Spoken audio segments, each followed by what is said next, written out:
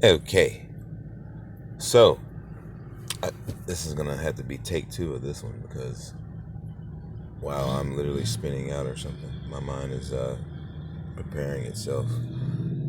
My mind and my spine.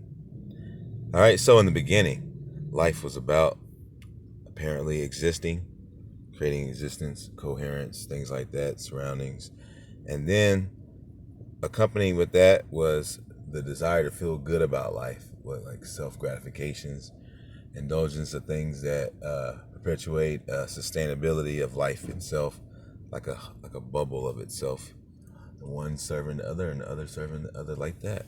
So at some point, people will then question, what is the meaning of life? What does it mean? What are we doing? You know what I mean?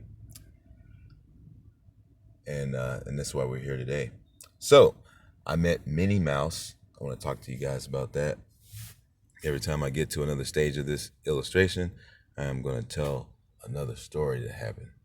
So Minnie Mouse showed up, and like Mickey,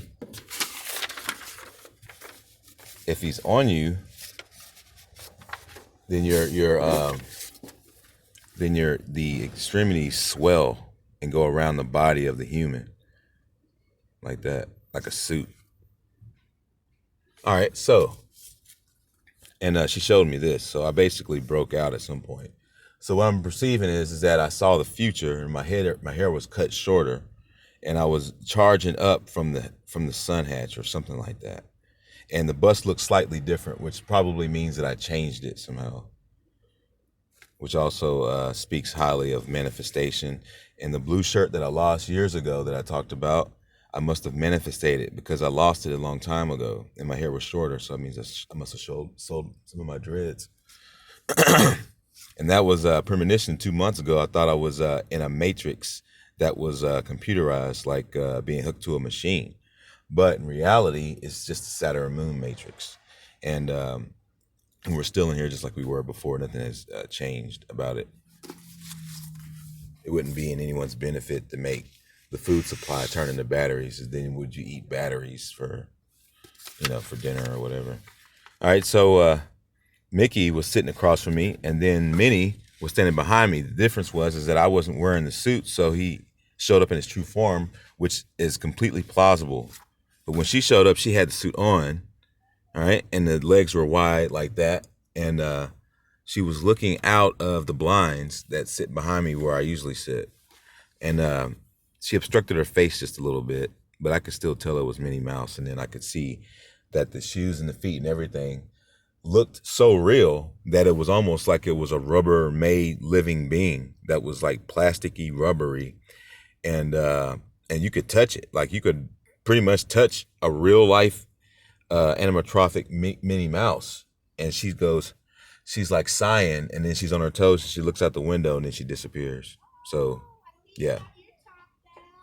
Okay, so something that I noticed about this guy here is that it kind of reminds me of like Five-O Goes West or something like that, because just the personality that is of a mouse, like if you think about the Saturn Matrix or whatever, it makes me realize that he used to be just a regular mouse at one point, and then he was a human also at one point and remembered both instances, which the reason why I realize that is because I'm starting to develop the feeling of what appears to be buck teeth, but a mouse does have buck teeth, but no one ever sees Mickey Mouse with buck teeth. So it's making me realize that he used to be probably a real mouse at some point, and then he was, the light body remembered both impressions and created an animatronic version of the whole.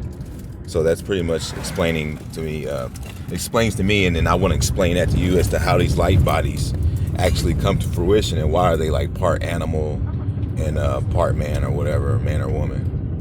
But yeah, stay tuned for more. Things are coming undone, and as I get more through this week, you'll probably see something unique. Stay tuned.